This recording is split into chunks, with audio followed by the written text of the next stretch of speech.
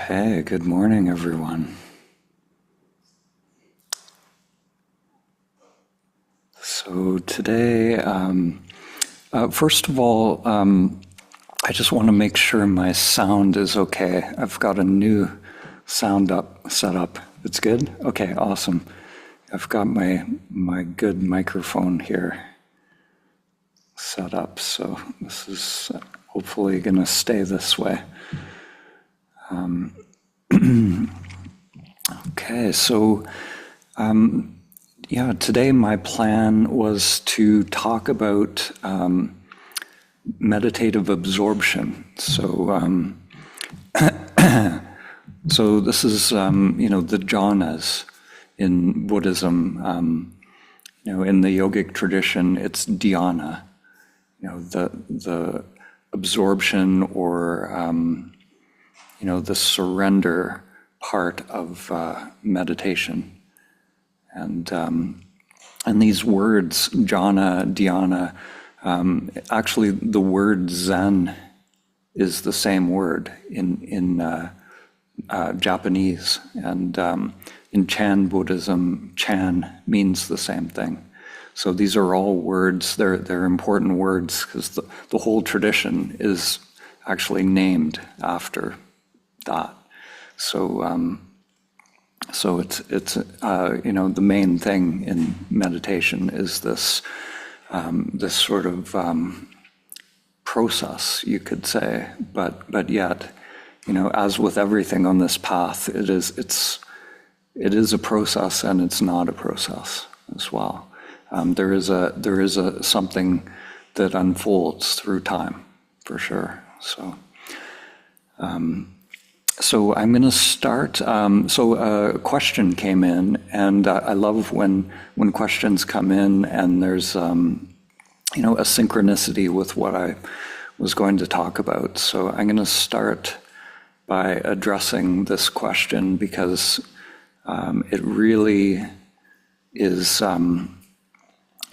pointing towards exactly what I wanted to talk about. It's taking it in a little different direction, but I think it's really important. And the fact that that appeared here just now, it makes me want to talk about it. So this came from, who did this come from here? Okay, I'm not sure who it came from now. I cut and pasted it. So, but whoever it came from, I'm going to address it. So, okay, so the question is, I hear teachers say to stay in the body or go into the body or to embody. Why is this when we are not the body? We're told to go out of the mind as we are not the mind. So this is a good question, and this jhana and meditative absorption, it becomes apparent how this works, and hopefully I can convey today really how this works. So like to answer this question now, my whole talk is going to kind of answer the question, but in the Hermetic tradition, it says that the way in is the way out is the way in. So when a teacher says to stay in the body to make sure that your meditation is embodied, or we have these different forms of meditation, like Vipassana is very much in the body. It's observing the sensations in the body, or the somatic descent, or these types of meditation practices. So this is one approach to meditation. So this is the developmental approach, as opposed to the direct path approach. So both paths will lead to samadhi. So it doesn't really matter, which one we take or which one we're drawn to. So if you take the direct path, these are the forms of meditation like shikantaza, choiceless awareness, just sitting, just being. If you take that approach, eventually, all of what is hidden in the unconscious will start to come to the surface. All of the samskaras that are stored in the body, they'll make themselves known anyway. So it's not like you avoid the body and mind. We have to make it conscious. So we can, sometimes they talk about spiritual bypassing. So the direct path is more prone to spiritual bypassing. So if we're not willing to face what is in the unconscious, then, it seems like we don't have to deal with that. We just kind of transcend, but that's, spiritual bypassing is not what we want to do. So, so that's the direct approach will eventually lead to the, facing all of that. But if you take the embodied approach, the Vipassana, somatic descent kind of approach, eventually you clear the mind, you clear the samskaras, making the unconscious conscious, and you create the optimal conditions for awakening and samadhi. So both paths, if you really go all the way with either path, you're going to do the same thing. You're going to come to samadhi and awakening. So it's not really about staying in the body. If you stay with the body, as you become absorbed, in your meditation, the body is no longer the body. As the Zen master Dogen said, meditation is the dropping off of mind and body. So your meditation object, whatever that is, the breath is in the body. It starts out in the body. But then we come to the subtle breath, we come to the energy, and eventually even that gives way. So there's this unveiling that's happening in this process.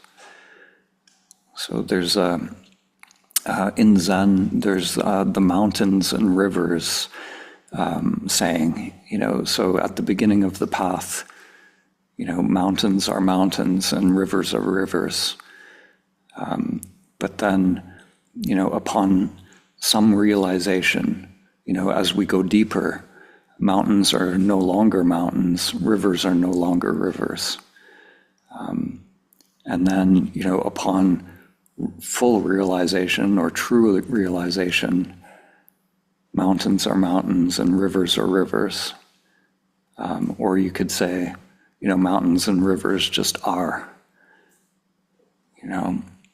So what that means is, at the beginning of the path, the mind is conceptualizing. So, we have an idea of a mountain. We have ideas about a river. So we think we know what they are, but we start to go deeper, so we start out with the breath. The breath is just the breath. But we go deeper, and then mountains are no longer mountains, rivers are no longer rivers.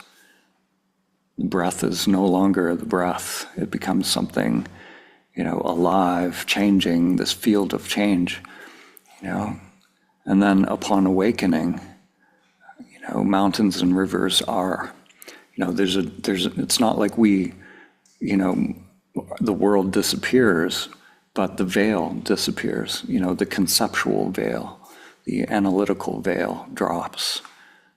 So mountains and rivers just are, there's no more I thought wrapped up in it. There's no more knower, no more conceptual knowing in it. It's a direct knowing,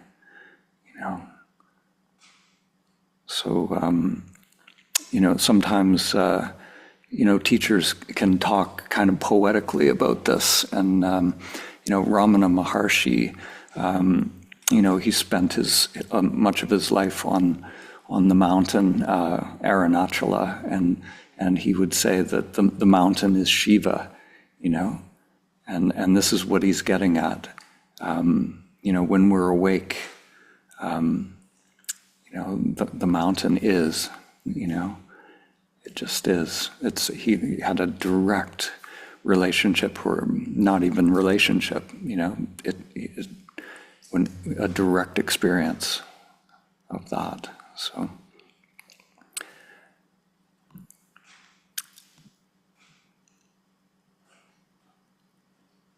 And there was a part 2 to this question. So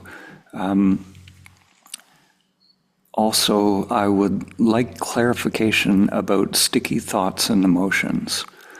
I hear you say that you pay as little attention to them as possible, to just notice them. I've heard Adyashanti say that he would spend hours journaling about particular Velcro thoughts or emotions until the charge was dissipated. So again, it kind of relates to the same realization of what meditation is. What we're doing here, we're making the unconscious conscious. So, these thoughts, what Adyashanti calls the Velcro thoughts, the really sticky thoughts, they only have power because they're operating in the unconscious. They only make us move and react if they have power in the unconscious. They're holding energy in the unconscious, so they control our lives from the shadows. These really deep hidden beliefs, they shape your life. You may find like the same relationship coming over and over, going back to whatever it is, your mother, your father, all these deep, psychological processes that are in the unconscious. They shape the life until they're made conscious. My feeling about it is like whatever it takes to make those things conscious. So if journaling helps to make them conscious, to see what is in play, then that's fine. Byron Katie, after her awakening, she relentlessly questioned every thought.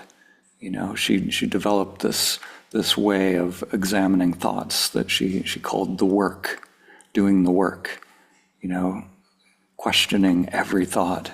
Is it true? Is it true that that I'm not worthy? Is it true that I'm unlovable? Whatever it is, and we question these thoughts, and eventually you realize, that whenever we believe a thought, and believing any thought, is an attachment to the false I, to the false character.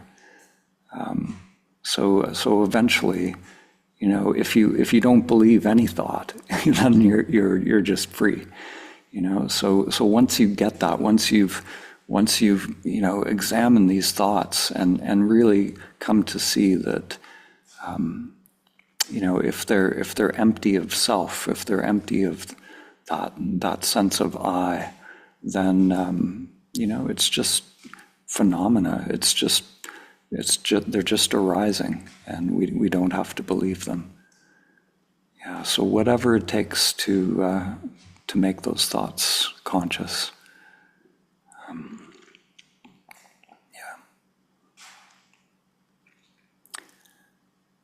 So I'm going to go into. I'm going to just talk about the jhanas, and I'm going to start with a quote by Krishnamurti. I think this is a nice lead-in to to the talk on the jhanas here. So he says that the ability to observe without evaluating is the highest intelligence. The ability to observe without evaluating is the highest intelligence.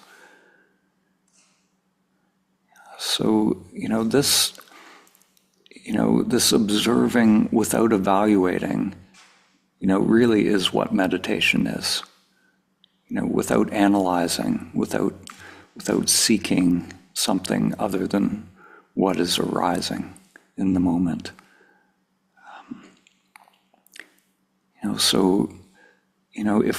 If we don't move the mind looking for something, which is the evaluation, moving the mind, based on past experience, based on memory. If we don't move the mind in that way, then it's like the universe reveals itself in a different way. So we gain direct experience. It reveals itself energetically. So, these teachings, like, my favorite teaching is be still and know. Be still and know.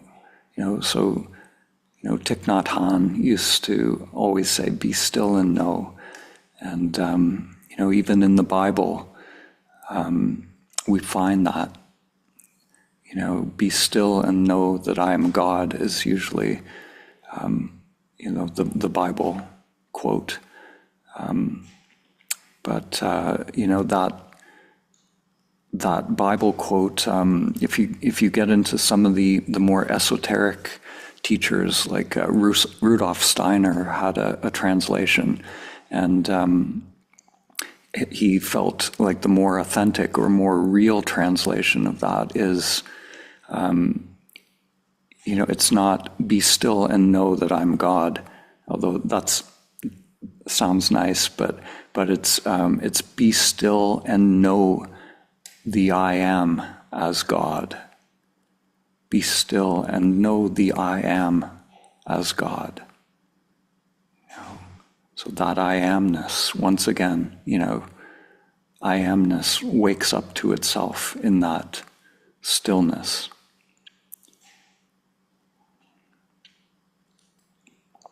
So this is the great mystery. So this meditative absorption is, it's like in Zen they say, letting our mud settle. We let our mud settle. We let the whirlpool of the mind come to stillness. And in the samadhi state,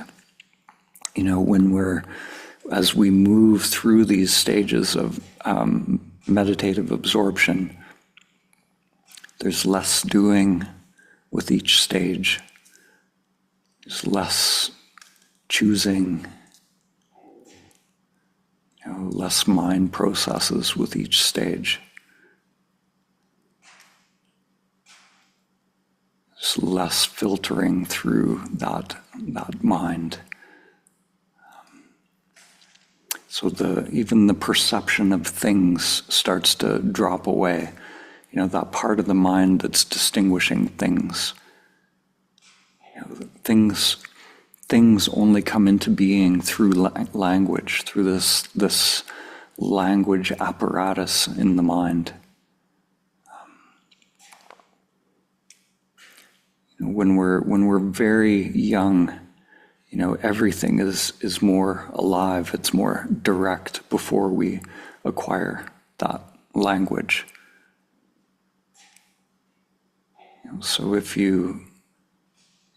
if a parent tells a little kid, something, like they say, this is a squirrel, the little kid is looking at this little thing that's alive and it's like, what is that? And and the parent explains it to them, they're analyzing, they're evaluating, they're conceptualizing this mysterious thing called a squirrel, So you tell the child what a squirrel is conceptually, and then they stop seeing directly.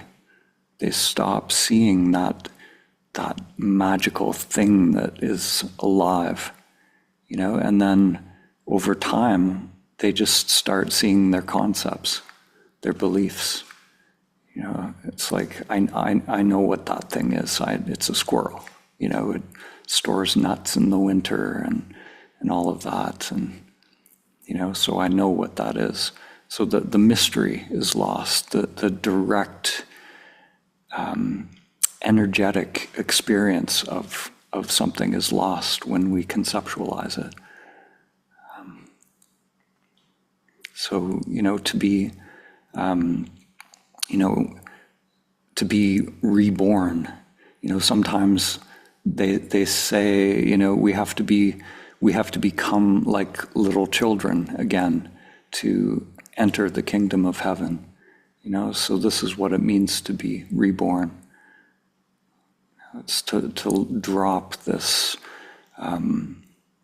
knowing ego, which is made up of these 5 skandhas. We come back to this living, conscious energy, or spirit, you could say, conscious spirit, whatever, name you want to give it. But it's coming back to that direct connection in life. So, so our society, really, we have it backwards. We're most of the time doing the exact opposite of what Krishnamurti is teaching. We value analysis and evaluation, and this is the fall. In Christianity, this is the fall. This is eating the forbidden fruit from the tree of knowledge of good and evil. It creates this split, this duality, this knowing ego that is, separate, disconnected from what it actually thinks it knows.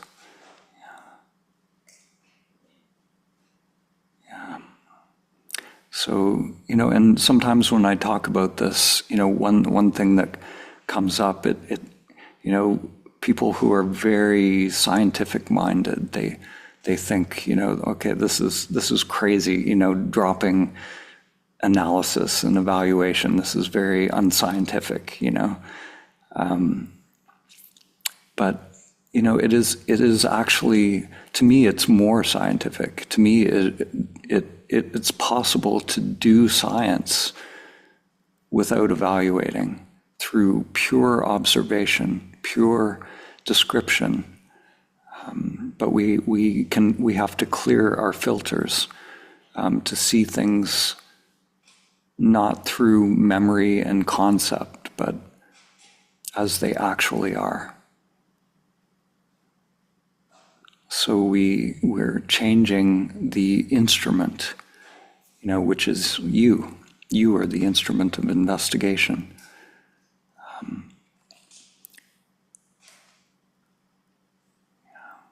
So this unveiling of these skandhas, this merging is jhana, and Patanjali talked about these levels of samadhi or levels of absorption, but I don't talk about those different samadhis that he talks about. I find it gets kind of confusing for people. So I really only talk about 2 types of samadhi. There's the Savakalpa samadhi and Nirvikalpa samadhi. So Savakalpa samadhi is really the first 4 stages of meditative absorption, which lead to this direct experience, this sense of being in union with everything, this merging or union with all that is. And then Nirvikalpa Samadhi is the immaterial jhanas. The first 4 jhanas are the material jhanas. There's still some form, there's still some materiality there. But the last 4 jhanas are the immaterial jhanas, which are bringing us closer to Nirvikalpa Samadhi, which is, Nirvikalpa is Turiya again. It's realizing that which remains in deep sleep. So that is considered to be the highest samadhi, the most important samadhi, because it becomes clear what we are. That prajna paramita, gone, completely gone, beyond, when mind and body have completely dropped off, it's that which remains. And it's important because, when we're in Turiya, and these words again are not accurate. There's no we that's in Turiya, but when the I am, or the ground, the groundless ground of being is awake to itself, then it's recognizable. It wakes up to itself. We know who we are, who and what we are. Our original face. Before we were even born. And we start to, if Turiya is present, if that groundless ground is present, it's present throughout waking, dreaming, and deep sleep. So it's that which does not come and go. So sometimes, Turiya, actually, the word means the 4th. Sometimes it's called the 4th state. But it's not really a state. It's really the ground of existence, or the, the ineffable beingness that is beyond name and form. So these, these 2 types of samadhi. I have a quote here, actually. I'm going to pull it up. This is from Nisargadatta. So he says, wisdom is knowing you are nothing. Love is knowing you are everything. And between the 2, my life moves. So really, this is it. The wisdom is, we wake up to this groundless ground, to the, it's not a thing, it's not nothing, it's, sometimes it is associated with anatta or shunyata, but it's important not to conceptualize that. And I have a little video that I'm going to play if we have time here about that. So, wisdom is knowing you are nothing. Love is knowing you're everything. So, Savikalpa Samadhi, this absorption is, realizing you're everything. It's plugging into the universe to energy, which is, it is love. Love is that energy. It's, it's all that is. And so, so these 2 dimensions, sometimes it's called, Shiva and Shakti, and these 2 are married eventually. On our path, Shiva and Shakti are are married together. They're realized as one. So it's like when we're in direct experience, when we're in samadhi, they are one. So form is exactly emptiness. Emptiness is exactly form, like in the Heart Sutra. Yeah. So this is not conceptual. This is actual. This is direct when we're in that state. So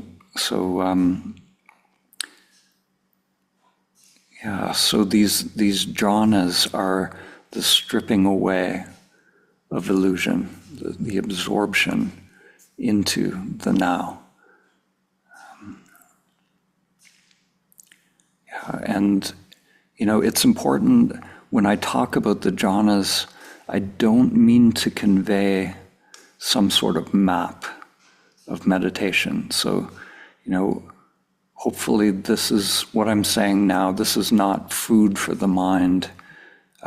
This is not, more information to learn. We want to apply directly in our meditation, this single-pointedness and surrender, to directly experience this. And, we have to find out for ourselves, directly what unfolds. When I single-pointedly keep attention on my meditation object, what unfolds. So what I'm pointing towards here, don't believe it. Don't believe what I'm saying. I'm just conveying a general sense of what happens in meditation. So we put attention on our meditation object continuously, single-pointedly, and this process starts to unfold. There's a merging, dropping away of mind patterns. There's a freeing of energy. There's a change in, the sense of being here. When those mind patterns drop away, there's the sense I'm more awake, I'm more here. Each jhana is like a little awakening, as we move through those jhanas.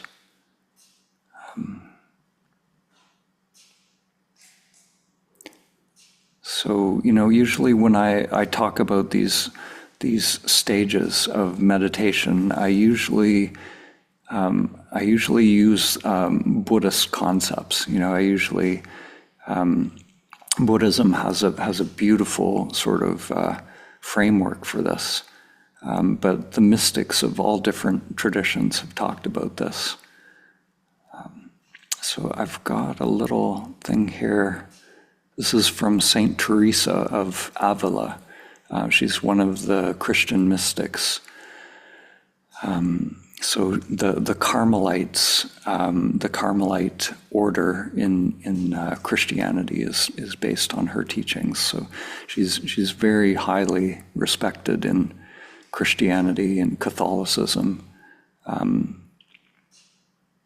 So she had this beautiful teaching. She called it the interior castle. So she said the soul, or all of what we are, is like a magnificent castle, with many rooms or mansions, and God dwells within that, within the innermost mansion. And she talks about different forms of prayer, which lead to union with God. So she starts out. She talks about, it's amazing, uncanny actually, how it lines up with the Buddhist teachings.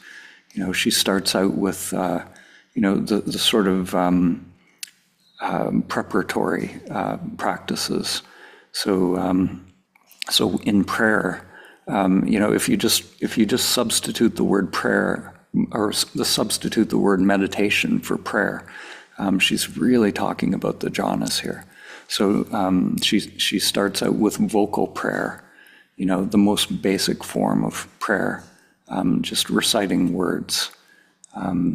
But it requires attention, and devotion.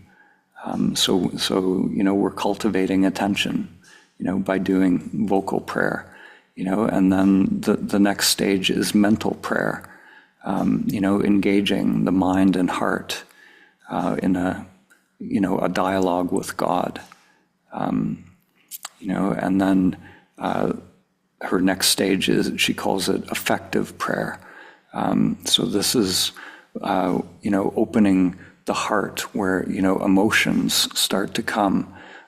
This is kind of like bhakti yoga or devotion, and we start to feel energy, aliveness, as that attention, concentration grows.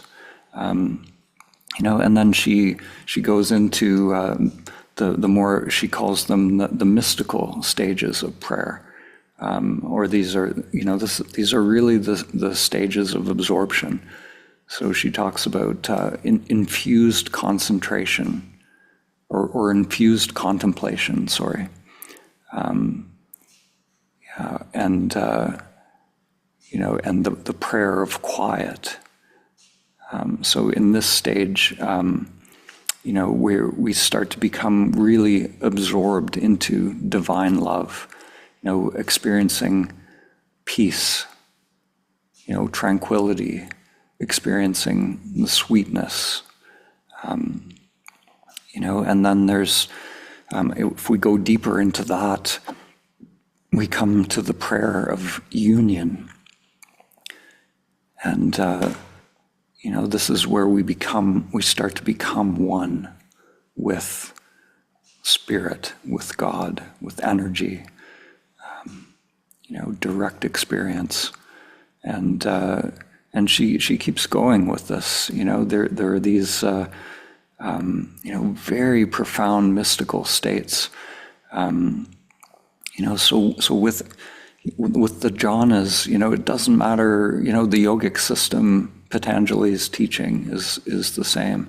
With every step on the path, we become more present, more single-pointed. And this is the key to meditation, unbroken. When I talk about continuous practice, this is unbroken connection, with our meditation object, single-pointedness, unblinking. Sometimes it's said that the eye of Shiva is an unblinking eye. Patanjali said that it's like an unbroken stream of oil being poured from one container to another. Our attention on the meditation object is it needs to be like an unbroken stream, unbroken by thought. And so if we really want to experience samadhi, if samadhi is going to happen, we have to be continuously present, unbroken by thought. And if you can just stay with the meditation object without a thought coming in, you'll go into samadhi. It's as simple as that. That's all there is to it. Just stay with the meditation object, and the meditation object changes. It becomes no longer an object. The energy becomes free. It builds. There are these stages that it goes through, and so what started out as your meditation object becomes something else, and then it becomes something else, and then it becomes something else. So you stay with it, whatever it is, whatever it presents, you stay with it single-pointedly, allowing the energy to build. So the first, I'm just going to mention what the jhanas are, actually. There are 8 jhanas, as I mentioned. The first 4 are the material jhanas. The last 4 are the immaterial jhanas. So I'm just going to talk a little bit about what they are, and then hopefully we have a little time to. There's a little video I'd like to play as well. So the first jhana, when we come to meditation, we have the monkey mind. So the hindrances are in play. So we have tiredness, busy mind, desires, craving and aversion, the pain in the body, all of that, discomfort, we're moving away from our pain. So this is called, dukkha. I mentioned this yesterday, I think, this unsatisfactoriness of the mind. So the first jhana, we start to overcome the hindrances. We start to overcome dukkha. Instead of getting caught in this field of changing phenomena, labeling as good and bad, all of that, we start to come to this witnessing part of the mind. This is that figure ground reversal, that image that I held up in one of the teachings, with the vase and the faces. So we're going from what was the background, that witness now becomes the foreground, and this is where we start to get a sense of tranquility in the first jhana. We start to move beyond those hindrances.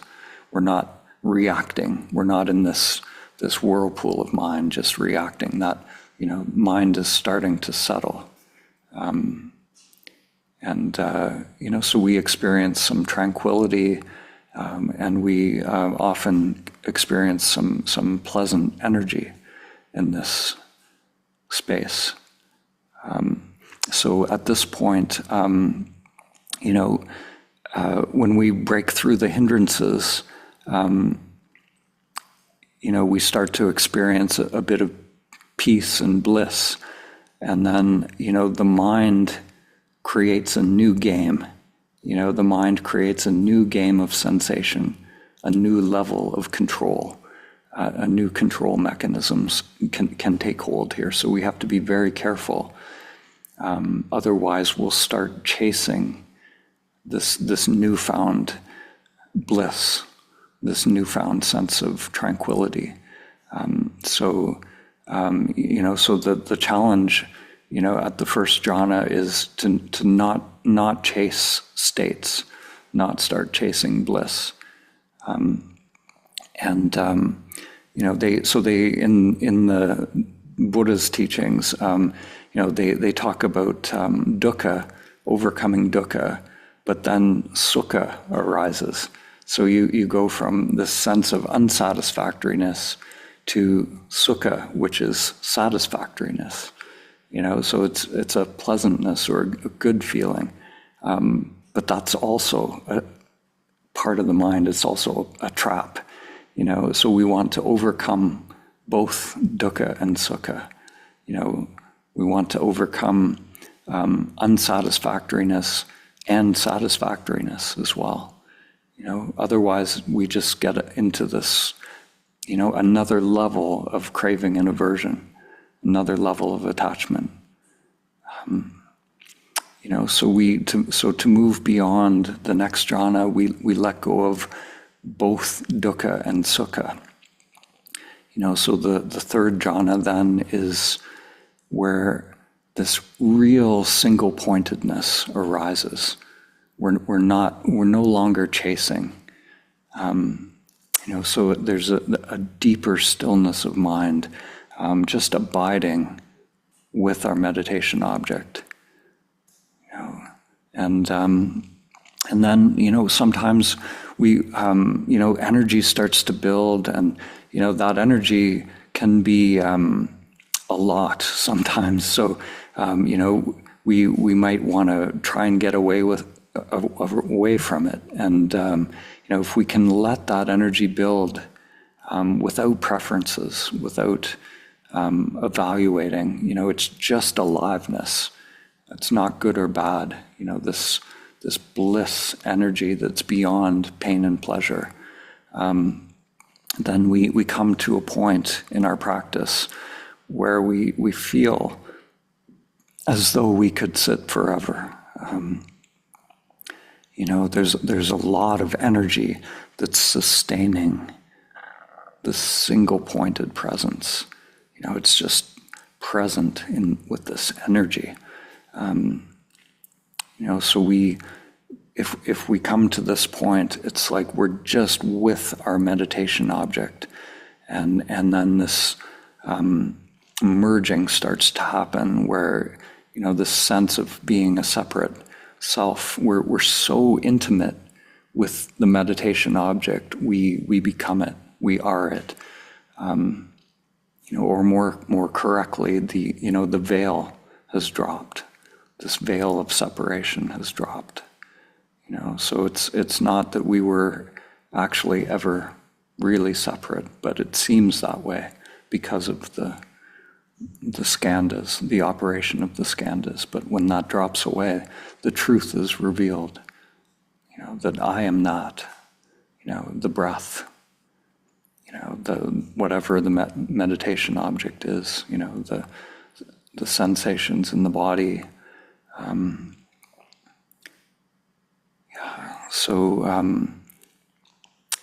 then,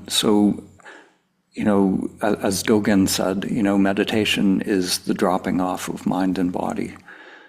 So beyond the fourth jhana, beyond that point, a lot of the operation of the skandhas has dropped away. So beyond the fourth jhana, you could say, Vedana, the sensation, sanya, the perception of things in the samskaras, that's all dropped off. And then the immaterial jhanas are a sort of, you could say it's a sort of dissolving of vijnana, or dissolving of that witness, ongoing dissolving of that witness. As that single pointedness is now there, it's like you come in contact with consciousness itself. So these, and of course, vijnana is that witnessing part of the mind, that when we usually refer to consciousness, we're talking about vijnana, just in the normal concept of, consciousness of something, so this is where, it gets very subtle. When we're talking about the immaterial jhanas, we're not talking about an ordinary state of being. So in some ways, there's not a lot of point in talking about this, but I'll just mention, like the fifth jhana is the jhana of infinite space. So we have a sense of sort of infinite empty space. The sixth jhana is infinite consciousness. The seventh jhana is nothingness.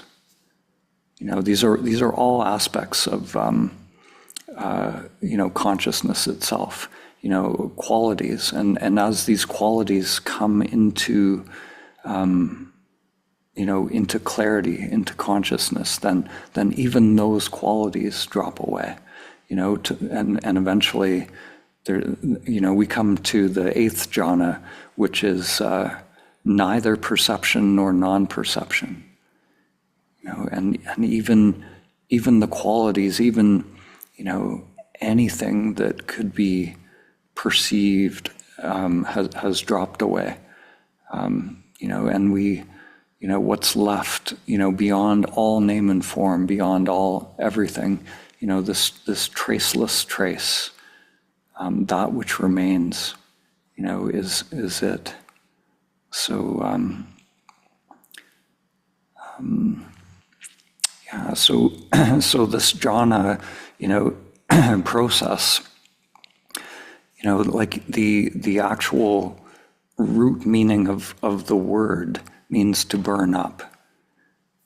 So we're burning in the now. We're burning up the samskaras. We're burning up, the skandhas. Just staying single-pointedly with our meditation object. And, I see this as the same analogy. I think I mentioned this about the cross. I think it was in one of the questions. When I was talking to Razi about this, the image of Jesus on the cross, the crucified, in a way, the meditation is like self-crucifixion, It's like we're just burning up all the impurities of the false self,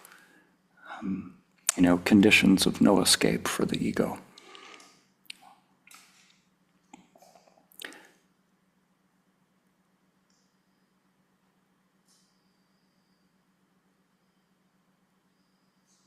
Yeah, so this burning up, we're really moving into the space of not controlling and not knowing. And I'm going to share with you a little video now. So this video, I created it because, on my own path, I was carrying a lot of concepts. I really got into Buddhism conceptually. My left brain was very strong, and there are certain concepts that it's very important to drop. If we're going to actually make contact with these deeper levels of meditation. So I'm going to share this. I think it's about 15 minutes. So we're going to go a little bit over, but that's okay. And then from there, we'll just go right into our meditation. So this is coming up shortly.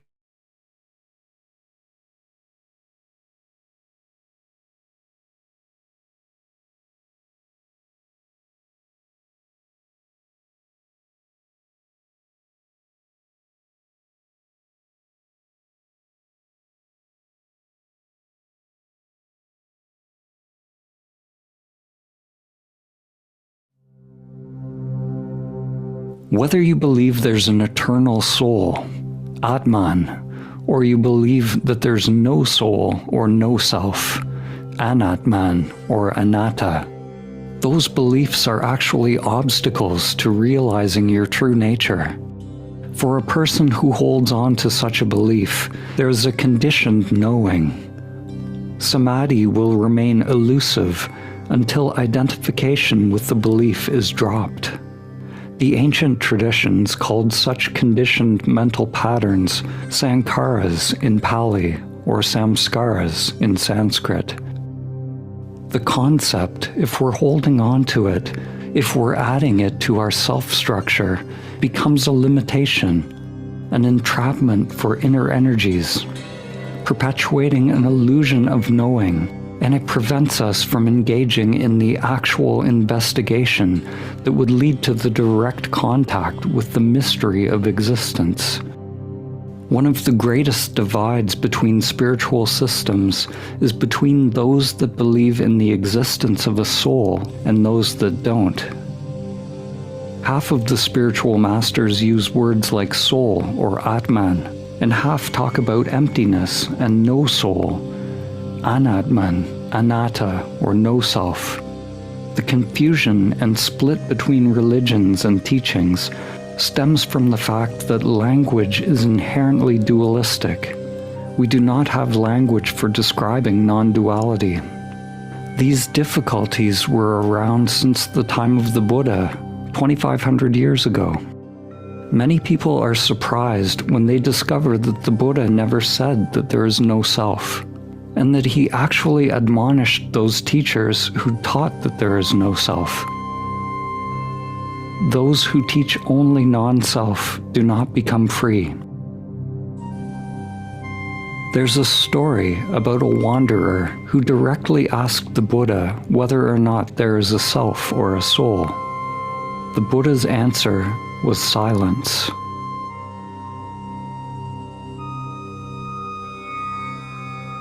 He knew if he answered yes or no, he would mislead.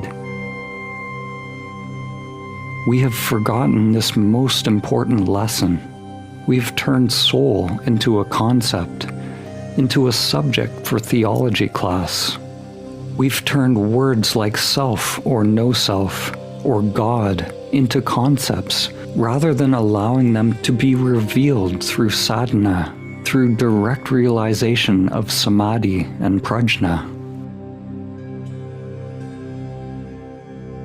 In his later teachings, the Buddha actually spoke about an innermost essence, a self or soul which knows of no change and no death. He called it by various names: the true self or the true soul, the Buddha Dhatu or the Buddha principle, or the Tathagata Garbha, the embryonic Buddha nature latent within us. He described a hidden treasury present in all sentient beings. He says of this self, it is not true to say that all phenomena are devoid of self. The self is reality. The self is eternal. The self is virtue. The self is everlasting. The self is stable. The self is peace. No death can touch it. No harm can befall it. No unhappiness can blight it. It is as indestructible and radiant as a diamond. To some people this may sound monistic, but he's pointing entirely beyond monism and dualism, or any ism, beyond the limited mind's conceptual frameworks. He's pointing to the realm of nirvana, the cessation of vana, of vikalpa, of kleshas, vasanas, or karma, the cessation of unconscious patterns which bring about the limited sense of I. And it's the cessation of the attendant suffering. The Buddha said, the Tathagata neither exists nor does not exist after death. The truth of our true nature is beyond the duality of the mind. It is beyond perception and non-perception. The Buddha points to a radical non-duality, beyond concepts of self and no self. It is this limited mind that creates the illusion of division and separation, birth and death, existence and non-existence. As the Zen master Dogen said, to realize it, we learn to meditate, which is to drop off mind and body. The path to liberation is to awaken beyond the mind level.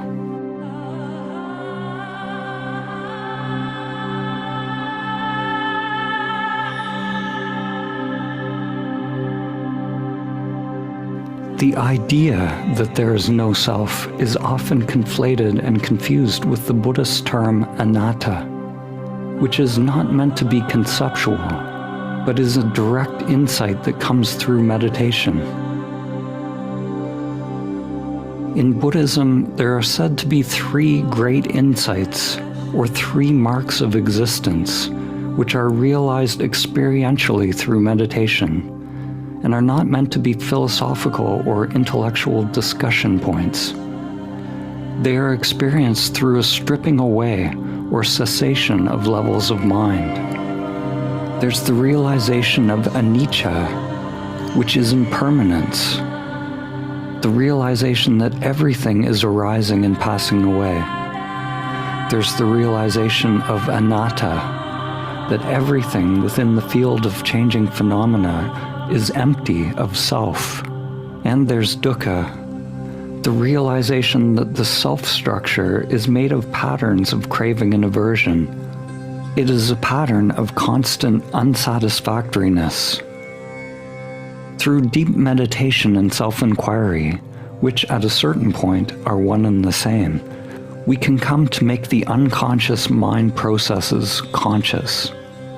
And only then can we drop them. If they are unconscious, they keep repeating in the unconscious. The ancient practice that follows the perennial teaching requires us to stop reacting to our preferences, to stop fueling the patterns of craving and aversion,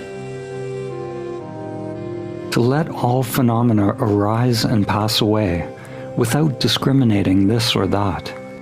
Everything within the field of change is anicca, impermanence, and we observe this impermanence.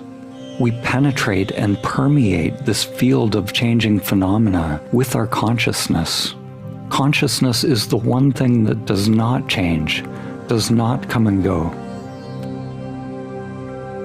Consciousness is not a thing, and yet it is not nothing. Through meditation, consciousness and the field of changing phenomena unite and become one in samadhi, revealing your true eternal nature beyond duality, beyond thing and no thing. To this day, some teachers still proclaim no self as the highest truth about selfhood, and ironically, it becomes the bedrock of their conditioned belief structure. The idea of no self can become a sacred cow, tied to a spiritual persona with which one is identified. Spiritual bypassing is when you get caught in the idea of the transcendent. It's a way of avoiding what is sometimes called the shadow work, which is becoming free of samskaras or conditioned patterns that unconsciously rule one's life. To release samskaras, we have to have a complete experience of the sensations, feelings, and emotions that come up moment by moment, remaining equanimous and inwardly surrendered. We can train ourselves to become present, open, and equanimous through meditation, but it also must be applied to life. The more work we do on the cushion, the more feelings will come up in life, the more we will feel life. And we have to allow ourselves to feel life, to not turn away from anything that is arising. It requires being brutally honest with oneself, to observe how we desperately avoid the feelings that are unpleasant, or how persistently we will cling to the familiarity of patterns, how we defend the ego, how we make ourselves appear right or always in a good light, how we distract ourselves from discomfort, how we're constantly feeding the mind all sorts of entertainment to avoid that deep communion with the present moment.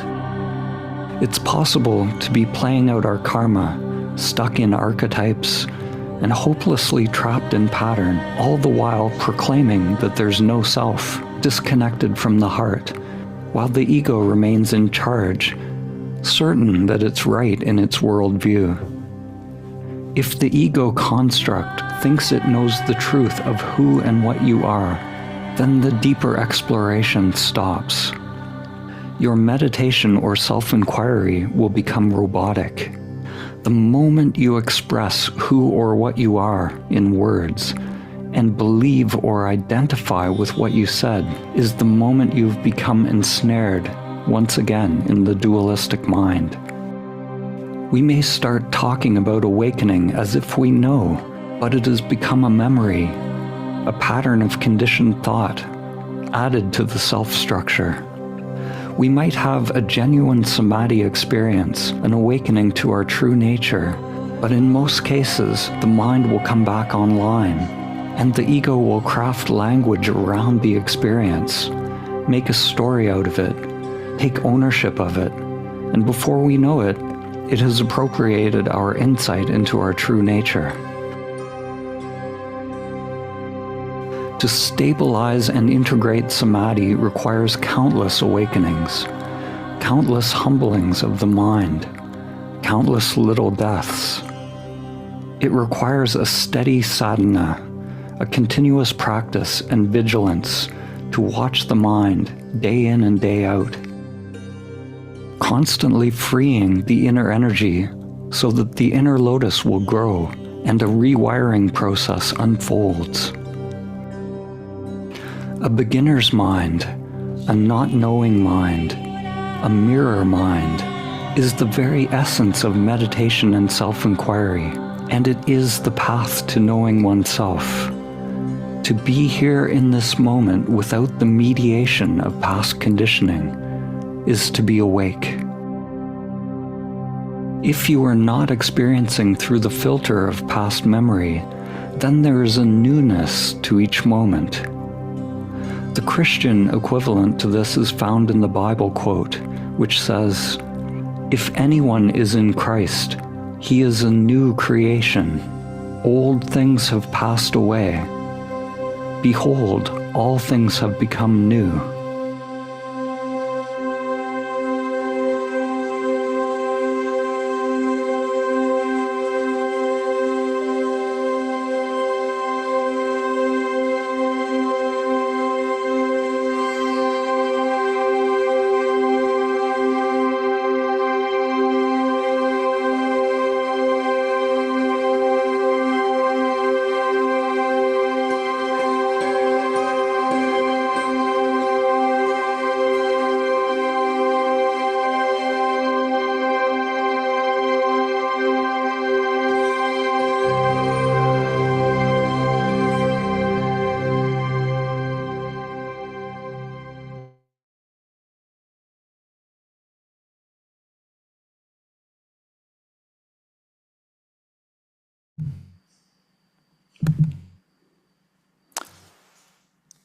So if you need a little break, we can have a washroom break or just go right into meditation.